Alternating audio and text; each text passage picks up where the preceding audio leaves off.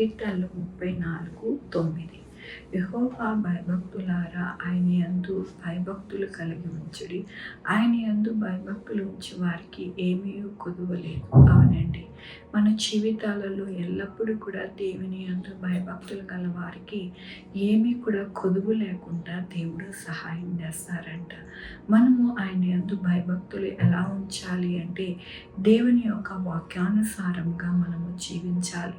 దేవుని వాక్యము 10 ఆజ్ఞలు మనకి బోధిస్తూ ఉన్నాయి.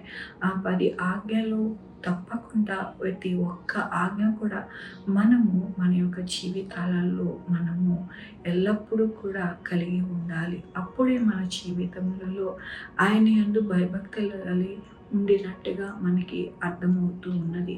అలాంటి వారికి దేవుని యొక్క కృప ఎలా ఉంటుంది అంటే ఏమీ కొదువై ఉండదంటండి. ఏది కూడా కొదువు అనేది ఉండదంట, లేమనేది ఉండదంట. ఏది కూడా మన జీవితంలో లేకుండా ఉండదు అని దేవుడు సెలవిస్తూ ఉన్నారు. మంచి భవిష్యత్తు అనగా చక్కటి ఉద్యోగములు, మంచి చదువులు, మంచి వ్యాపారములు అన్నీ కూడా కలిగి ఉండి మన జీవితాలలో ఎప్పుడు కూడా ఆశీర్వాదకరమైన జీవితము ఉంటుందని దేవుని యొక్క కృప ఈ దినము సెలవిస్తూ ఉన్నారు. దేవుని యొక్క వాక్యంలోని వారి క్రియలన్నీ విచారించువారు వారిని దర్శించువాడు. సింహపు పిల్లలు లేమి గలవై ఆకలి కొను, యెహోవాను ఆశ్రయించు వారికి ఏ మేలు కొదువై ఉండదు. అవునండి, దేవుని యొక్క కృప ఎలాంటిది అంటే మన క్రియల అన్నిటినీ కూడా విచారించి మనల్ని దర్శిస్తారంట. అలాగే సింహపు పిల్లలు లేమి గలవై ఆకలి కొంటాయి కానీ యెహోవాను ఆశ్రయించు వారికి ఏ మేలు కొదువై ఉండదు అంటూ ఉన్నారు.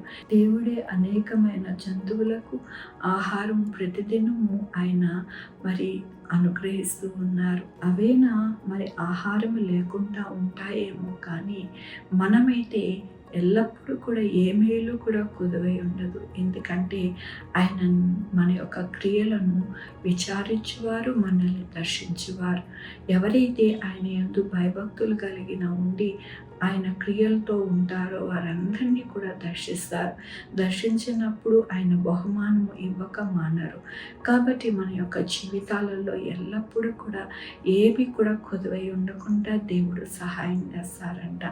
అబ్రహాం జీవితంలో ఆయనని దర్శించినప్పుడు ఆయనకి ఏ కొదువై ఉన్నదో వాటిని అన్నింటినీ కూడా తీర్చిన దేవుడు.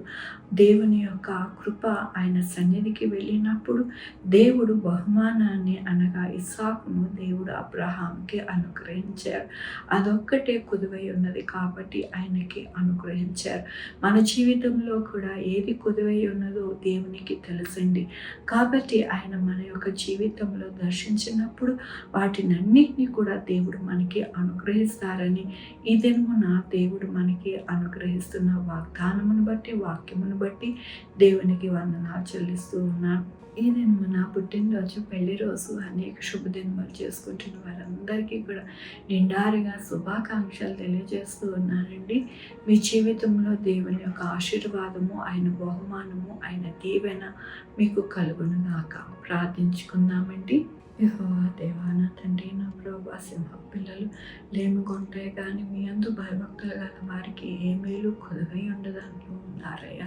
మమ్మల్ని దర్శించువారు, మా క్రియలను విచారించువారుగా ఉన్నారని మేము ప్రతిదినము ఎరిగి నా ప్రభువా మీ సన్నిధిలోనైనా మేము ఎల్లప్పుడూ కూడా భయభక్తులు కలిగి జీవించే వారిగా ఉండడానికి మాకు సహాయం చేయండి నా ప్రభువా. ఈ దినము నా పుట్టినరోజు, పెళ్లి రోజు అనేక శుభదినములు చేసుకుంటున్న వారందరినీ దీవించండి, ఆశీర్వదించండి. మీరు రావాల్సిన బహుమానం వారికి దయచేయండి. మా కొరకు ప్రార్థించమన్న వారిని వారి యొక్క బిడ్డల భవిష్యత్తు, వారి ఆరోగ్యము, వారు చే పనులు, వారి ఉద్యోగములు అన్నిటికీ నాయన మీరు తోడై ఉండండి.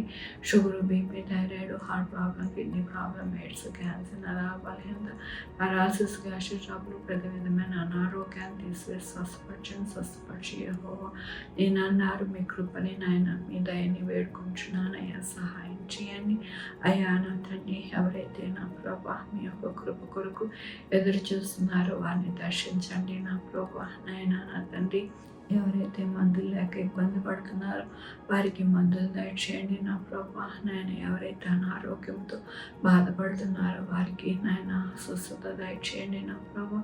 ఎవరైతే వీసాల కోసం ఎదురు చూస్తున్నారో వారి వీసాలు దొరకడానికి సహాయం చేయండి నాయన. విదేశాలలో ఉంటున్న ప్రతి ఒక్కరికి మీరు సంరక్షించండి, సహాయం చేయండి. 190 దేశములలో నాయన ప్రతి అవసరత తీర్చండి నాయన. ప్రతి ఒక్కరికి తోడై ఉండండి నాయన. ప్రతి ఒక్కరూ యేసే నిజమైన దేవుడు రక్షకుడు అని తెలుసుకోవడానికి మీరు సహాయం చేయండి నా ప్రభా. నాయన సహాయం చేసే దేవుడివి నాయన. బ్యాప్టిజాలకి అలాగే ప్రభా నాయన నా తండ్రి రక్షణ పొందుకొని సిద్ధపడడానికి మీరు సహాయం చేయండి నా ప్రభా. ప్రతి ఒక్కరికి నాయన మీ యొక్క కృపను అనుగ్రహించమని కోరుకుంటూ నా ప్రభు నా రక్షణ యేసుక్రీస్తు పరిశుద్ధమైన నామమున అడిగి వేడుకుంటున్నా తండ్రి. ఆమె తండ్రి కుమార్ పరిశుద్ధాత్మ సదాకాలము మనందరికీ తోడై ఉండును గాక. ఆమె. God bless you.